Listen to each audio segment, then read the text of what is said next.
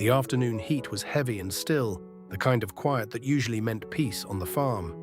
But that peace shattered the moment Uncle Bar pushed through the office door. He didn't say a word. He just walked straight to Alex's desk and slammed a clear plastic bag down onto the polished wood. The plastic split open. A cloud of yellowish, gritty dust puffed into the air, carrying the faint, sickly smell of sour milk. But it was the label on the bag that made Alex's stomach drop. It was their label, their farm's logo, their exact premium packaging, their family's name. "They are selling this garbage at the provincial market," Uncle Bar finally growled, his weathered hands trembling with a mix of exhaustion and rage. "Under your name." Tuna, who had been quietly organizing shipping receipts nearby, froze. The farm they had built with their own hands, the reputation they had scraped out of the dirt to feed their son, was suddenly unraveling right in front of them. Welcome back to the channel. If you've ever built something from nothing, you know that protecting it is often much harder than creating it. But today, the threat wasn't a bad harvest or a broken machine. It was someone stealing their identity. And as Alex reached for his truck keys, the real question wasn't if he would fight back, but what that fight would ultimately cost their family. Before Uncle Bar had walked in, it had been a perfectly ordinary Tuesday. The kind of day where the only sounds were the distant, rhythmic hum of the processing machines and the soft clack of Henry's wooden blocks on the floorboards. Tuna had been sitting by the window, the sunlight catching the exhaustion in her eyes as she checked the week's ledgers. They had finally hit their production goals. The pure cassava starch they produced was known throughout the province for its pristine, snow-white texture and clean scent. It was their pride. Now Alex stared at the pile of yellow grit staining his desk. He reached out, rubbing the coarse powder between his thumb and forefinger. Real premium cassava starch, squeaks slightly when pressed, fine and bright. This felt like cheap flour mixed with sand. The sour smell filled the small office, suffocating and deeply wrong. "How much of it is out there?" Alex asked, his voice dangerously quiet. "Boxes of it," Uncle Bar replied, wiping a bead of sweat from his deep-lined neck. "Stacked high at the main distributor's stall. People are paying full price, thinking it's ours." Tuna stepped closer, lightly touching the torn plastic. It was a near-perfect replica. The ink was slightly too dark, the heat seal a little uneven, but a tired mother rushing through the market would never notice the difference until she got home and ruined her family's dinner. The betrayal felt intensely personal. Every bag of that tainted starch was a quiet lie told using their voice. The heavy silence in the room was suddenly broken by the shrill ring of the farm's landline. Tuna answered it. Alex watched her face fall, her shoulders tensing as a tinny, angry voice bled through the receiver. It was a long-time wholesale customer, furious that her latest batch of cakes had been completely ruined by a foul-smelling starch. Tuna apologized softly, her voice steady but strained, promising to make it right immediately. When she finally hung up, the weight in the room shifted from shock to a suffocating, rising pressure. Alex didn't say a word. He walked over to the wooden hook by the door and grabbed his heavy metal truck keys. They jingled harshly in the quiet room, an angry, jagged sound that made little Henry immediately stop playing.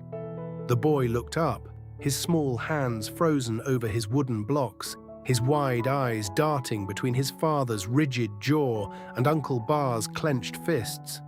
Henry didn't understand the business of packaging or distribution, but he understood the sudden dark energy flooding his safe space. "Let's go," Alex said to Uncle Bar, his voice stripped of its usual warmth. Uncle Bar nodded, turning toward the door. The older man's protective instinct was flaring. He had planted the real cassava with his own calloused hands, and seeing his grueling labor mocked this way was a profound insult. He was ready to lead Alex straight into the crowded provincial market, to find the stall owner, flip the tables, and demand justice face to face. The harsh afternoon sunlight cut through the bamboo gate outside. To Alex, that gate suddenly looked like a threshold. Stepping through it right now meant violence. It meant confronting desperate, shady distributors in the middle of a chaotic street. The masculine instinct to protect the family was burning hot in his chest, screaming that a threat must be met with force. The family's honor and livelihood were on the line. If they let this slide, their brand was dead. But if they fought, it could get dangerous, fast. Alex's hand was already on the worn brass handle of the front door when Tu Na stepped quietly into his path. She didn't raise her voice. She didn't cross her arms in defiance. Instead, she reached out and placed her small, lightly flour-dusted hand directly over Alex's white-knuckled grip on the truck keys. The sharp, angry jingle of the metal stopped instantly. "Move, Na," Alex said, the words tight and jagged in his throat. Beside him, Uncle Bar was a coiled spring, pacing the small space of the office. The older man was ready to march into the chaotic provincial market and tear the counterfeit distributor's stall apart with his bare hands.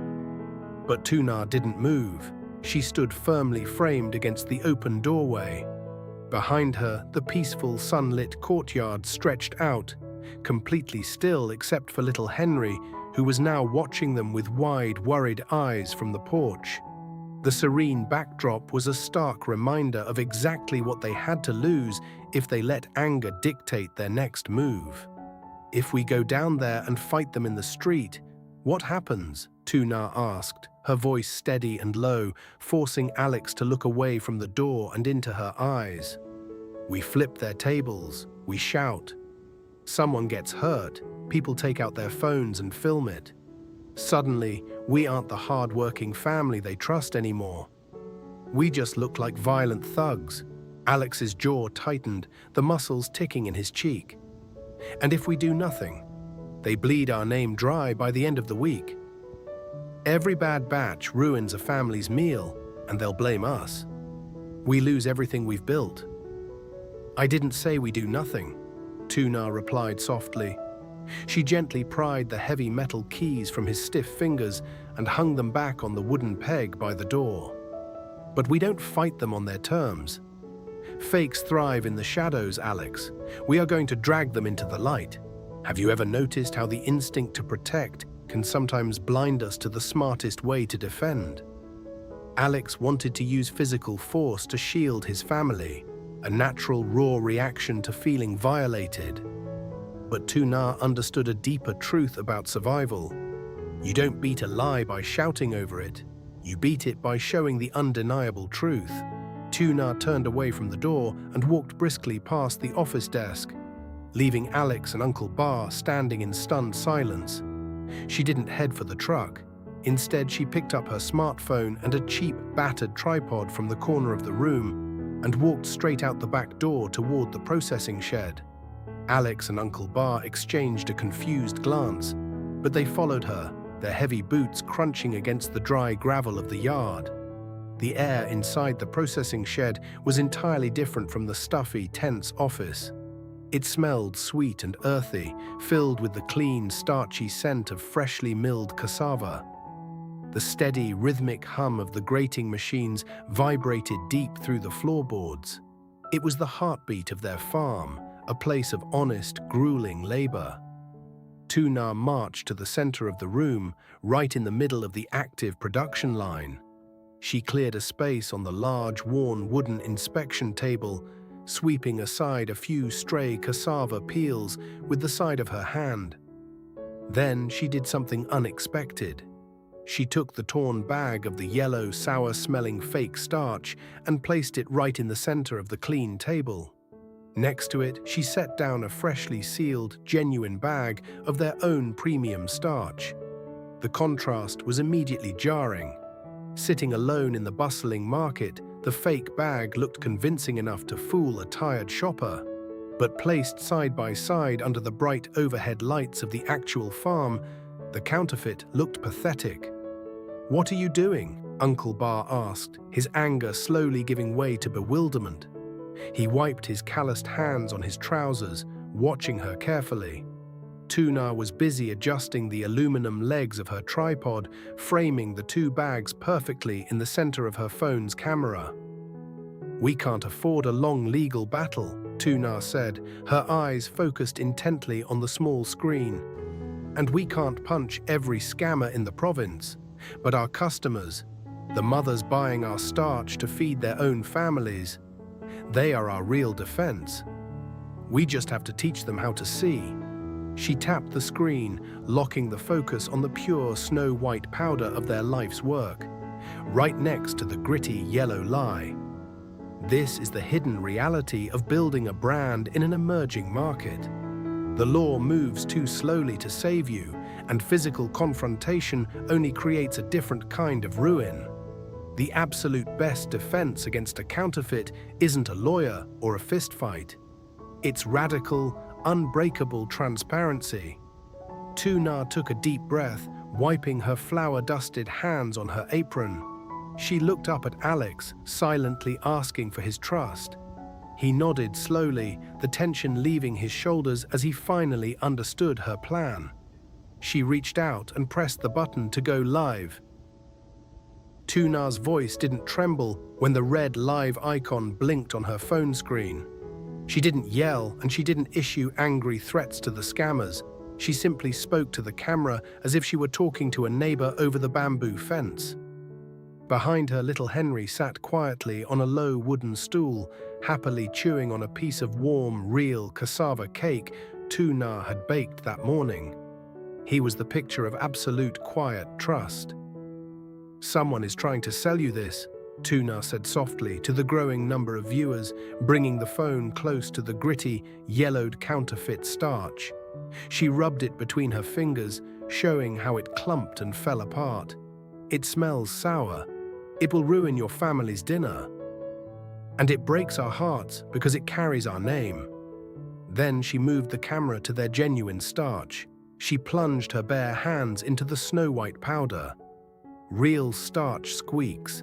It smells clean, like fresh rain on dry earth. She pulled Uncle Bar gently into the frame. The older man looked a bit uncomfortable, but immensely proud, his deeply calloused hands resting heavily on a fresh sack. "This is Uncle Bar," she said, her voice filled with deep respect. "He grew this crop. We protect his hard work, and we want to protect your families from being cheated." Watching her from the sidelines, the last remnants of Alex's anger completely vanished, replaced by a profound sense of awe. This was the hidden cost of building a good name. It wasn't just about selling a product. It was about taking responsibility for the people who trusted you, bringing them into your family fold, rather than just fighting blind battles in the street. The next morning, the farm was quiet again. The harsh tension of the previous afternoon had washed away entirely, leaving the simple wooden house feeling warm, grounded and safe. Alex and Tu Na sat together on the front porch, the morning mist still rolling gently over the quiet vegetable garden. The soft clinking of their coffee cups was the only sound. Alex looked down at his phone. Their orders hadn't dropped, they had doubled. The comments section was flooded not with anger, but with fierce loyalty. Mothers and grandmothers were thanking them, now armed with the knowledge to spot the fakes and demanding only the genuine product from their local markets.